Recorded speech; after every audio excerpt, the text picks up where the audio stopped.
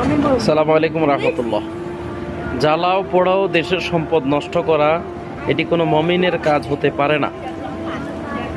বাক স্বাধীনতার জন্য আমরা লড়াই করেছি, আলহামদুলিল্লাহ বাক স্বাধীনতা এসেছে।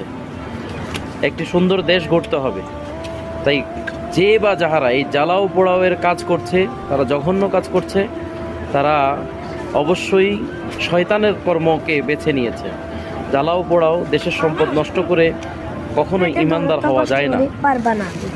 আসুন দেশকে গড়ার জন্য আমরা অবশ্যই হাতে হাত রেখে কাঁধে কাঁধ মিলিয়ে কাজ করি এবং যারা জ্বালাও পোড়াও করছে তাদেরকে বয়কট করি এবং নিজেরা বিশেষ করে এই মুহূর্তে বৈষম্য আন্দোলন নিয়ে যারা কাজ করেছে তাদের কাছে আমার বিনীত অনুরোধ, তারা বিভিন্ন দুর্গ গড়ে তুলতে হবে, বিভিন্ন সামাজিক মাধ্যম থেকে বিভিন্ন দুর্গ গড়ে তুলতে হবে এবং